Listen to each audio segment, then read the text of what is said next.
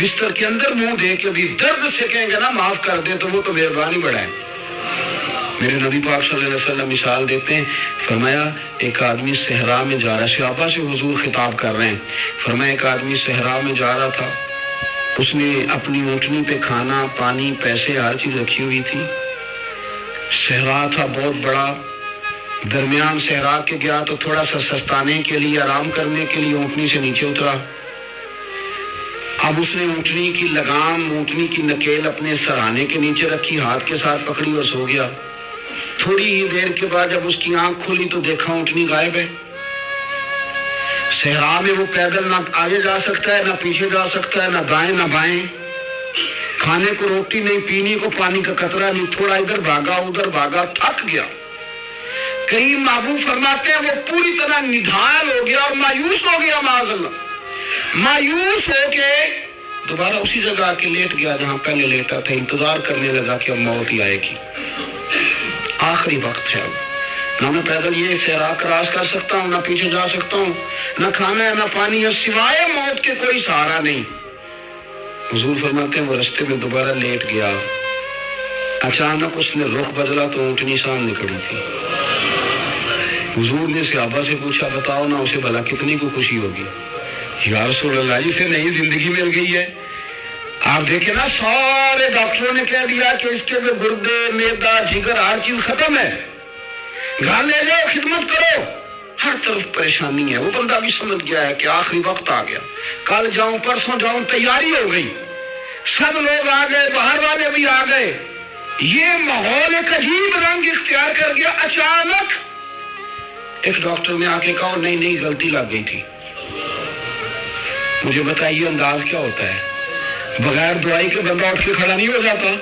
میں تو بچ گیا ہوں. نبی پاک صلی اللہ علیہ وسلم فرمانے لگے اس کی اونٹنی مل گئی, بتاؤ بھلا اسے کتنی خوشی ہوگی. یا رسول اللہ وہ تو دوبارہ دنیا میں آ گیا.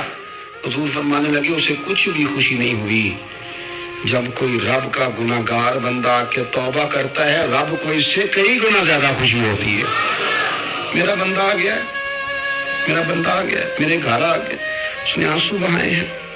اس نے کہا اللہ میں تیرا ہی ہوں, تیرا ہی رزق کھاتا ہوں, تیری ہی زمین پہ رہتا ہوں, تیرے نام سے میری سانسیں چلتی ہیں. وہ آ گیا.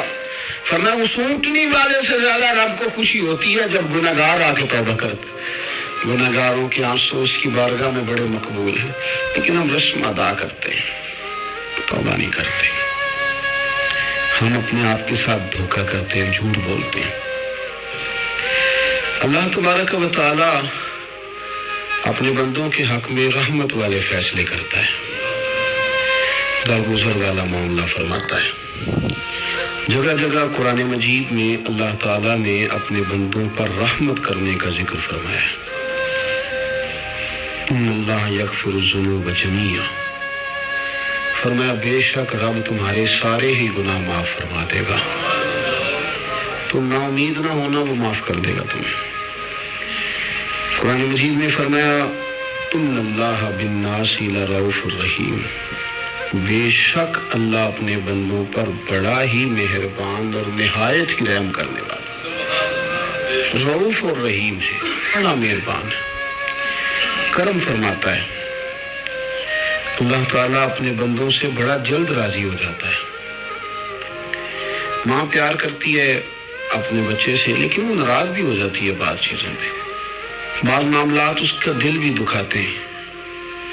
بعض جگہ وہ رو کے یہ بھی کہتی ہے کہ تو نے میری محبت کا کوئی نتیجہ نہیں مجھے دیا, میری ساری کمائی تو نے ضائع کر دی.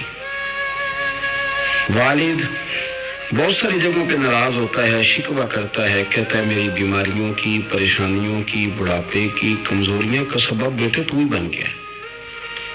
یہ ساری تکلیفیں تو ٹھیک ہو جائیں تو میری شاید عمر بھی بڑھ جائے, صحت بھی ٹھیک ہو جائے, میں زیادہ دیر جوان رہ سکوں. ناراض ہوتے ہیں ماں باپ. اسی طرح ماں باپ راضی بھی ہو جاتے ہیں, وہ بڑی جلدی راضی ہو جاتے ہیں. میں اکثر کہتا ہوں کہ والد کو راضی کرنے میں 5-7 منٹ لگ جاتے ہیں, اماں تو 1.5-2 منٹ میں راضی ہو جاتی ہے. ابا جی کو 5-7 منٹ لگتے ہیں, کئی دفعہ کہنا پڑتا ہے, دلائل دینے پڑتے ہیں, لیکن والدہ کے لیے تو کچھ بھی نہیں. آپ نیرا جا کے پیروں میں بیٹھ ہی جائیں, کچھ بھی نہ کریں, آپ پورا روئے نہ رونے والا منہ ہی بن جائے تو اماں تو نرم ہی نرم ہے. جس وقت جو مرضی آپ کرا لیں ہو گیا. اللہ تبارک و تعالیٰ بلا مثال و بلا تشبیہ سمجھانے کے لیے عرض کرتا ہوں، اللہ بھی بعض معاملات میں اپنے بندوں سے ناراض ہو جاتا ہے۔ وہ کہتا ہے میں تکبر کرنے والوں کو پسند نہیں کرتا، وہ کہتا ہے فسادی پسند نہیں ہے، وہ فرماتا ہے کہ راہوں میں کجی کرنے والے پسند نہیں ہیں، وہ فرماتا ہے کہ بدعہدیاں کرو گے تو میں صبح قیامت تم سے سوالات کروں گا۔ اللہ تبارک و تعالیٰ بہت ساری چیزوں کو ناپسند کرتا ہے، ناراض ہو جاتا ہے۔ بلکہ نبی پاک صلی اللہ تعالیٰ علیہ وسلم نے فرمایا تم بات کرتے کرتے کوئی ایسا جملہ بول دیتے ہو کہ رب اتنا ناراض ہوتا ہے تمہیں پتہ بھی نہیں ہوتا، تمہارے لیے جہنم کا فیصلہ کر دیتا ہے۔ اس لیے پہلے تولو پھر بولو، خود اپنے لفظوں کی تو تم پہلے داری کرو نا کہ میں کیا کہہ رہا ہوں۔ اور حضور یہ بھی فرماتے ہیں کہ اس کا دوسرا پہلو بھی ہے، بعضوں کا تم بات کرتے ایسا جملہ کہتے ہو وہ اتنا راضی ہوتا ہے کہ تمہارے لیے جنت کا فیصلہ فرما دیتا ہے۔ ان کاموں کی طرف بڑے جن سے اللہ راضی ہوتا ہے۔ میرے نبی پاک صلی اللہ تعالیٰ علیہ وآلہ وسلم نے ارشاد فرمایا، بعض احادیث میں لفظ یہ ہے کہ اللہ اپنے بندوں کو دیکھ کے مسکراتا ہے جو اس کی شان کے لائق ہے۔ جس ترتیب سے ہم مسکراتے ہیں، جس ترتیب سے ہم روتے ہیں، جس ترتیب سے ہم کسی بات کا اظہار تشکر کرتے ہیں، خدا ان باتوں سے پاک ہے۔ اب بہت ساری حدیثوں میں آیا کہ وہ مسکراتا ہے، تو کیا مطلب ہے مسکرانے کا؟ تو علماء تفسیر نے لکھا مسکرانے کا مطلب یہ ہے کہ وہ بڑا ہی راضی ہوتا ہے اپنے بندے سے، بڑا راضی ہوتا ہے، یہ مطلب ہے۔ ایک تو مسکرانے کا مطلب یہ کہ وہ بڑا راضی ہو گیا، وہ مسکرا دیا اپنے بندے پہ۔ اور ایک اس کا معنی خود نبی پاک صلی اللہ تعالیٰ علیہ وسلم نے بیان فرمایا، مسند امام احمد بن حنبل میں حدیث ہے، حضور سید عالم علیہ السلام سے صحابہ نے پوچھا یا رسول اللہ شہید تو بڑے لوگ ہوتے ہیں، شہیدوں میں افضل کون ہے؟ تو اللہ کے حبیب علیہ السلام فرمانے لگے وہ والا بندہ جو ڈٹ گیا تھا کافروں کے مقابلے میں، وہ ہلا نہیں، پوری طرح ڈٹ کے جو لڑا وہ شہداء میں افضل ہے۔ حضور فرماتے ہیں وہ جنت کے بالا خانوں میں سیر کرے گا اور رب اسے دیکھ کے مسکرائے گا، رب اسے دیکھ کے مسکرائے گا، اللہ تعالیٰ مسکراتا ہے اسے دیکھ کے۔ اور اگلے جملے میں حضور نے وضاحت کر دی، فرمایا جب رب دنیا میں کسی پر مسکراتا ہے نا تو اس کا معنی یہ ہے کہ قیامت میں پھر اللہ اس کے حساب کو ہی نہیں لے گا۔ جس پر اللہ دنیا میں مسکرا دیا اس سے کوئی حساب، تو وہ کام ڈھونڈنے چاہیے نا جس سے اللہ مسکرائے۔ چھوٹا بچہ بھی ناراض نہ ہو تو وہ چیزیں وہ ڈھونڈتا ہے کہ اس کو کیا پسند ہے، چاکلیٹ لے جاؤں، فلاں چیز لے جاؤں، آئس کریم لے جاؤں۔ تو ایک بچے کے لیے، گھر کے لیے، سربراہ کے لیے اتنی محنت کرتے ہو تو وہ کام بھی ہمیں ڈھونڈ کے تلاش کرنے چاہیے نا جس سے رب راضی ہوتا ہے، اللہ راضی ہوتا ہے۔ بتاؤں وہ کون کون سے کام ہیں؟ نبی کریم صلی اللہ تعالیٰ علیہ وسلم نے ارشاد فرمایا 3 لوگ ہیں جنہیں دیکھ کے رب مسکراتا ہے۔ یا رسول اللہ صلی اللہ علیہ وسلم وہ کون کون سے؟ تو محبوب فرمانے لگے ایک وہ بندہ ساری مخلوق سوئی ہے، آدھی رات ہے، رات کا پچھلا پہر ہے، اس نے اٹھ کے وضو کر لیا، مصلی پہ کھڑا ہو گیا خدا کی یاد میں، فرمایا اسے دیکھ کے رب مسکراتا ہے جو اس کی شان کے لائق ہے۔ مسکراتا ہے اللہ، یہ تو سونے کا ٹائم تھا، یہ تو گہری نیند آنے کا وقت تھا، رات کا پچھلا پہر۔ اور سننا میرے بھائی، میرے نبی پاک صلی اللہ تعالیٰ علیہ وسلم فرماتے ہیں جب مسلمان نماز کے لیے صفیں بناتے ہیں نا، ترتیب لگ رہی ہوتی ہے، اب اللہ کی بارگاہ میں کھڑے ہوں گے، قیام کریں گے، رکوع کریں گے، سجود کریں گے، فرمایا جب مومن صفیں بناتے ہیں تو رب دیکھ کے مسکراتا ہے، مسکراتا ہے۔ کمال ہو گئے عروج بندگی کا، جب بندے کو دیکھ کے رب مسکرائے، خدا بندے سے خود پوچھے بتا تیری رضا کیا ہے، مسکراتا ہے۔ اور میرے نبی پاک علیہ السلام فرماتے ہیں جب مجاہد جہاد کے لیے صفیں سیدھی کرتے ہیں، آج تو یہ رب کے نام پہ مرنے ہی آ گئے، یہ صفوں میں کھڑے ہوں گے، ترتیب سے لڑیں گے، ترتیب سے گلا کاٹیں گے کافروں کا یا شہادت لیں گے۔ فرمایا جب جہاد کے لوگ صفیں بناتے ہیں تو رب انہیں دیکھ کے مسکراتا ہے۔ کتنے نصیبوں والا وہ بندہ ہے جسے دیکھ کے مسکرا دیا۔ اور یار کبھی تیرا بیٹا تیرے سامنے مسکرائے نا چھوٹا، تو تیرا دل باغ باغ ہو جاتا ہے. تیری ماں بیمار کسی ایک دن صحیح طرح ہنس پڑے تو طبیعت خوش ہو جاتی. مجھے بتاؤ نا جس کا رب بھی اسے دیکھ کے ہنس پڑے, جو اس کی شان کے لائق ہے, کیا اس بندے کے نصیبے ہیں, کیا اس کے مقدر ہیں. آپ اس مقام پر اپنے آپ کو لائیں. اب دیکھیں نا, یہ حدیث ہم نے سن لی, اب ہم نے نا اس طرح صفحے نہیں بنانے جس طرح ساری دنیا, اب ذرا صفحے بھی شوق سے بنائیں گے.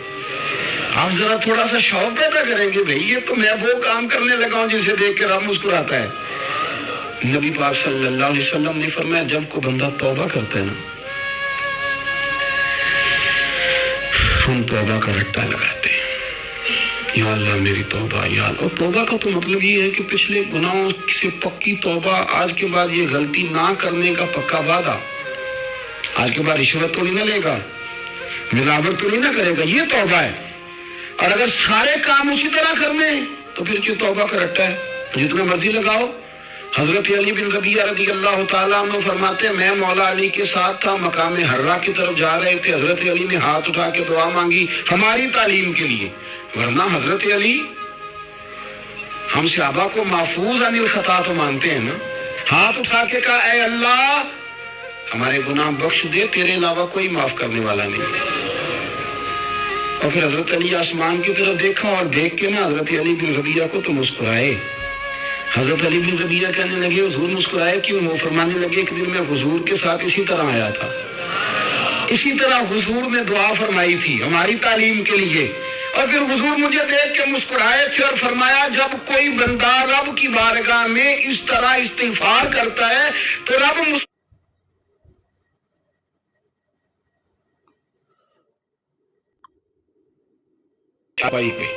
آپ اکیلے. تو نبی کریم نے فرمایا رات جو تم نے کام کیا ہے نا اسے دیکھ کے میرا رب بڑا مسکرایا ہے, اللہ بڑا مسکرایا ہے. اللہ تر دامنی پہ شیخ ہماری نہ جائیے, ہم دامن نہ چھوڑ دیں تو فرشتے وضو کریں. یہ شان ہے صحابہ کی. نبی کریم علیہ السلام نے فرمایا رب رات مسکرایا تیرا یہ انداز دیکھ کے, اس نے قرآن نازل کیا وَيُبْصِرُونَ عَلَىٰ أَنفُسِهِمْ وَلَوْ كَانَ بِهِمْ خَصَاصَةٌ. کچھ لوگ وہ ہیں جنہیں بڑی بھی ضرورت ہو تو دوسروں پر اثار کر دیتے ہیں, قربانی دے دیتے ہیں. رب مسکرایا ہے, چھوڑ دیں تو فرشتے وضو کریں. یہ شان ہے صحابہ کی. نبی کریم علیہ السلام نے فرمایا رب رات مسکرایا تیرا یہ انداز دیکھ کے, اور اس نے قرآن نازل کیا وَيُبْصِرُونَ عَلَىٰ أَنفُسِهِمْ وَلَوْ كَانَ بِهِمْ خَصَاصَةٌ. کچھ لوگ وہ ہیں جنہیں بڑی بھی ضرورت ہو تو دوسروں پر اثار کر دیتے ہیں, قربانی دے دیتے ہیں. رب مسکرایا ہے.